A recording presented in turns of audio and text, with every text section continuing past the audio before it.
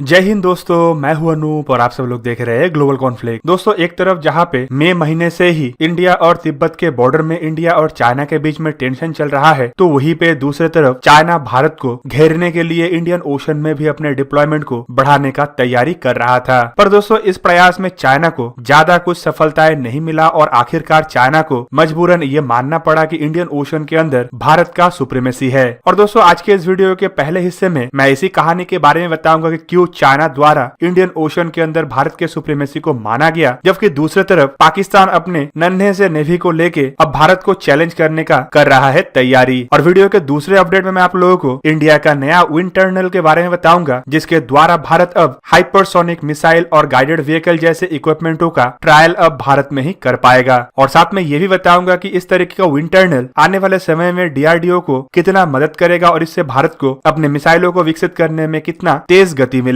तो डिटेल में जानने के लिए वीडियो के आखिर तक बने रहिए और चैनल को सब्सक्राइब और वीडियो को लाइक जरूर कीजिए। दोस्तों, हाल ही में चाइना के ग्लोबल टाइम्स में एक ऐसा रिपोर्ट छपा जहां पे साफ साफ पता चल रहा है कि चाइना के कम्युनिस्ट पार्टी द्वारा अनिच्छा होने के बावजूद ये स्वीकार किया जा रहा है कि इंडियन ओशन रीजन में इंडिया का जियोपॉलिटिकल इन्फ्लुएंस काफी बेहतरीन है और साथ में इंडिया का जियोग्राफिकल लोकेशन इतना बेहतरीन है कि इंडिया को यहाँ पे एक बहुत बड़ा एडवांटेज मिल रहा है। और दोस्तों, इसके पीछे मेन कारण है इंडिया का नया इंडो पैसिफिक कॉन्स्ट्रक्शन। दोस्तों, ये एक ऐसा रणनीति है जिसके तहत इंडिया इंडियन ओशन और पैसिफिक ओशन को जोड़ेगा। साथ में इंडिया अपने ईस्ट कोस्ट में स्थित अफ्रीकाई देशों को वेस्ट कोस्ट में स्थित अमेरिका के साथ जोड़ पाएगा। हाल ही में इंडो पैसिफिक कॉन्स्ट्रक्शन को लेके फॉरेन मिनिस्टर एस जयशंकर की तरफ से भी बयान देते हुए कहा गया है कि ये कोई भविष्य के संकल्प नहीं है, बल्कि ये प्रेजेंट का एक रियलिटी है। मतलब इंडो पैसिफिक गठबंधन अभी एक रियलिटी बन चुका है, जिसका सबसे महत्वपूर्ण कड़ी है भारत। दोस्तों, चाइना द्वारा हाल ही में ग्लोबल टाइम्स में जो आर्टिकल छपाया गया उसमें इंडिया के इंडियन ओशन के अंदर इन्फ्लुएंस के साथ साथ इंडिया के इंडियन ओशन को लेके मल्टीलैटरल रिलेशनशिप का भी डिस्कशन किया गया। इवन उनके द्वारा ये भी माना गया है कि बीते कुछ सालों के अंदर इंडिया द्वारा इंडियन ओशन के अंदर अपने डिप्लोमेसी को काफी महत्व दिया गया है, जिसके वजह से एक तरीके से इंडिया को रणनीतिक रूप में काफी मदद भी मिला है। चाहे वो इंडिया के तरफ से आसपास के पड़ोस के देशों को खाद्य वस्तु का सप्लाई हो या फिर डिजास्टर के रिलीफ के लिए मदद हो। महामारी के दरमियान जिस तरीके से इंडिया द्वारा खाने से लेके पानी और मेडिसिन से लेके महामारी से लड़ने के इक्विपमेंटों का सप्लाई किया गया, इससे इंडिया का पकड़ इंडियन ओशन के अंदर स्थित देशों के अंदर काफी मजबूत हुआ है। हाल ही में इंडिया द्वारा अपने डिप्लोमेटिक रिश्ते को जिस तरीके से मॉरिशियस, मडागास्कर, मालदीव, कोमोरोस और सियासेल जैसे देशों के साथ मजबूत किया गया है, उसे लेके भी चाइना के इन आर्टिकलों के अंदर डिस्कस किया जा रहा है। दोस्तों, आपके जानकारी के लिए बता दूं कि हाल ही में इंडिया द्वारा बहुत सारे चाइना के इनिशिएटिव वाले प्रोजेक्टों को इंडियन ओशन के अंदर बहुत सारे देशों के अंदर फेल किया गया। अब उन देशों के द्वारा इंडिया के लीड किए जाने वाले प्रोजेक्टों को चाइना के प्रोजेक्टों से ज्यादा महत्व दिया जा रहा है, क्योंकि इंडिया अपने ग्रोथ के साथ साथ उन देशों के ग्रोथ को भी उतना ही महत्व देता है। जबकि चाइना इन देशों के अंदर इन्वेस्टमेंट के नाम पे इन देशों को कर्ज के जाल में फांस रहा था और एक तरीके से इन देशों के अंदर अपने मिलिट्री इंस्टॉलेशन बनाने का प्रयास कर रहा था। जबकि डिप्लोमेटिक तरीके से भारत खाली इंडियन ओशन के अंदर मजबूत नहीं हो रहा है, बल्कि मिलिट्रीली बीते कुछ सालों के अंदर भारत इंडियन ओशन के अंदर एक महत्वपूर्ण ताकत बन के उभर के आया है। हाल ही में इंडो पैसिफिक अलायंस जो गठन किया गया है, उसका भी सबसे महत्वपूर्ण देश भारत है। इवन भारत द्वारा इंडियन ओशन के अंदर अन्य देशों के साथ जिस तरीके का मिलिट्री एक्सरसाइजेस किया जाता है, वो भी चाइना के आंखों में खटक रहा है। दोस्तों, आपके जानकारी के लिए बता दूं कि चाइना अब ये सोचने लगा है कि इंडियन ओशन के अंदर फ्रांस, ब्रिटेन और अमेरिका के जैसे चाइना के घोर विरोधी देशों का पकड़ इसीलिए मजबूत हो रहा है क्योंकि इंडिया इंडो पैसिफिक अलायंस में शामिल हो चुका है। जबकि दूसरे तरफ मलाक्का डिलेमा जैसे कॉन्सेप्ट को लेकर भी चाइना काफी ज्यादा घबराया हुआ है। चाइना मलाक्का स्ट्रेट को जितना भी बाईपास करने का प्रयास कर रहा है, भारत उतने बार चाइना को इन प्रयासों में विफल कर रहा है। और दोस्तों, इसका श्रेय जितना भारत के डिप्लोमेसी के ऊपर जाता है, उतना ही इंडिया के नेवी के ऊपर जाता है। जबकि दूसरी तरफ चाइना जितना बार भी इंडियन ओशन में अपने कदम रखने का प्रयास किया है, उतना ही बार चाइना को इंडियन नेवी के सामने मुंह की खाना पड़ा। चाइना जितना बार भारत के नजदीक अपने जहाजों को डिप्लॉय करने का प्रयास करता है, उतना ही बार इंडियन नेवी द्वारा चाइना के जहाजों को डिटेक्ट कर लिया जाता है। इवन इंडियन ओशन के अंदर एंट्री से लेके इंडियन ओशन से एग्जिट तक हर एक जानकारी इंडिया के हाथ में रहता है। और बीते कुछ सालों में तो चाइना के अंडर वाटर एक्टिविटी भी इतना घट गया है कि चाइना को अब उससे इतना ज्यादा मदद नहीं मिल रहा है। इंडिया अपने एंटी सबमरीन वॉरफेयर कैपेबिलिटी को जिस तरीके से बढ़ा रहा है, उससे चाइना के अंडर वाटर कैपेसिटी घट रहा है। जबकि दूसरे देशों के अंदर इंडिया अपने सी ऑब्जर्वेशन पोस्ट और कम्युनिकेशन पोस्टों को स्टैब्लिश करने के साथ साथ अपने आइलैंडों में नेवी के पकड़ को जिस तरीके से मजबूत कर रहा है और जिस तरीके से इंडिया अपने नेवी नेवी को आए दिन इंडियन ओशन के अंदर डिप्लॉय करता है, उससे भी चाइना का घबराहट बढ़ते जा रहा है।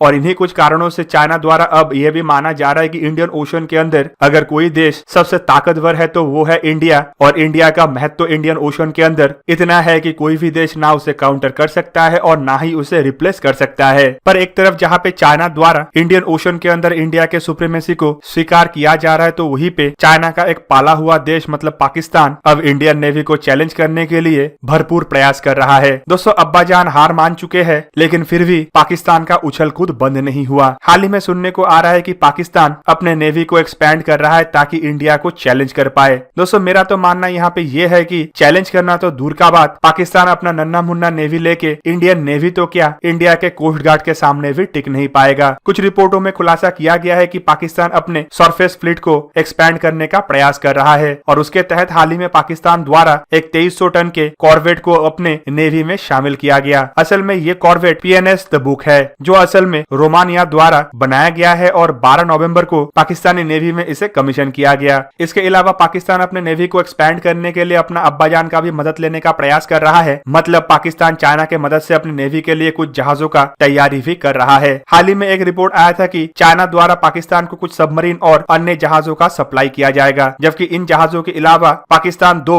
माइन काउंटर मेजर वेसल भी खरीदने का प्रयास कर रहा है और ये जहाज पाकिस्तान हॉलैंड से खरीदना चाहता है। दूसरी तरफ पाकिस्तान 3 हवाक्राफ्ट को भी ब्रिटेन से खरीदने का प्रयास कर रहा है, जो पाकिस्तान अपने कोस्टल सिक्योरिटी के लिए इस्तेमाल करना चाहता है। जबकि इसके अलावा पाकिस्तान का अगस्टा क्लास सबमरीन में जो दिक्कतें आ रहा है, खास करके उसका सोनार और अंडर वाटर ऑपरेशन को लेके, उसे भी सॉल्व करने के लिए पाकिस्तान अपना नया नेवेला अब्बाजान के पास भी पहुंचा है, मतलब टर्की के पास भी पहुंचा है। लेकिन संभावित इसमें पाकिस्तान को ज्यादा कुछ सफलताएं नहीं मिलेगा, क्योंकि ऑलरेडी टर्की के ऊपर अमेरिका का सैंक्शन का तलवार लटक रहा है और अगस्टा क्लास सबमरीन फ्रांस द्वारा निर्माण किया गया है, तो टर्की के पास इन सबमरीनों में बिना फ्रांस के मदद के तब्दीली करने का संभावनाएं काफी कम है। दोस्तों अब चलिए जानते हैं इंडिया का हाइपरसोनिक विंड टर्नल के बारे में। शनिवार के दिन डिफेंस मिनिस्टर राजनाथ सिंह के द्वारा एडवांस हाइपरसोनिक विंड टर्नल का इनॉग्रेशन किया गया। दोस्तों इस इनॉग्रेशन के साथ अब इंडिया दुनिया का तीसरा ऐसा देश बना जिसके पास हाइपरसोनिक विंड टर्नल है। इससे पहले अमेरिका और रशिया दुनिया का 2 एकमात्र ऐसा देश था जिनके पास ऐसे फैसिलिटीज थे जिसका इस्तेमाल हाइपरसोनिक व्हीकल या हाइपरसोनिक मिसाइलों के ग्राउंड बेस परीक्षण के लिए किया जा सकता था। इंडिया के तरफ से बनाया हुआ ये जो हाइपरसोनिक विंड टर्नल है, इसके पास मार्क 5 से लेके मार्क 12 तक हाइपरसोनिक रफ्तार से ट्रैवल करने वाले इक्विपमेंटों का ट्रायल करने का क्षमता है। दोस्तों आपके जानकारी के लिए बता दूं, इस तरीके के विंड टर्नल में बेसिकली स्केल मॉडल का ही ट्रायल किया जाता है और साथ में इक्विपमेंटों का एरोडायनामिक परफॉर्मेंस और इक्विपमेंट हवा में उड़ पाएगा कि नहीं उसका भी परीक्षण किया जाता है। ऐसे विंड टर्नल का डेवलपमेंट के साथ साथ भारत अब इतना क्षमताशाली हो चुका है कि आने वाले समय में खुद का ही hypersonic guided vehicle, hypersonic missile और हाइपरसोनिक एयरक्राफ्टों का निर्माण करने के तरफ आगे बढ़ सकेगा। दोस्तों ऐसे विंड टर्नल का निर्माण होने के बाद अब इंडिया को पिन पॉइंट एक्यूरेसी के साथ अपने फाइटर एयरक्राफ्ट और मिसाइलों को डेवलप करने का मौका मिलेगा। साथ में इंडिया को ऐसे विंड टर्नल के लिए दूसरे देशों के ऊपर भी भरोसा करना नहीं पड़ेगा, जहां पे इंडिया आए दिन अपने हथियारों के परीक्षण के लिए जाता रहता है। इससे डेवलपमेंट का प्रोसेस जहां पे काफी कम लेंदी होगा, तो वहीं पे खर्चा भी काफी कम होगा और आने वाले समय में हाइपरसोनिक हथियारों के डेवलपमेंट को मजबूत किया जा पाएगा, जो आने वाले दशकों में इंडियन आर्म फोर्सेस को भी मजबूत करेगा। तो दोस्तों ये था आज का वीडियो। अगर आपको वीडियो अच्छा लगा तो इसे लाइक कीजिए और मेरे चैनल को सब्सक्राइब कीजिए और साथ में बना हुआ बेल आइकन को भी प्रेस कर दीजिए ताकि आप मेरा वीडियो देख पाए सबसे पहले। जय हिंद।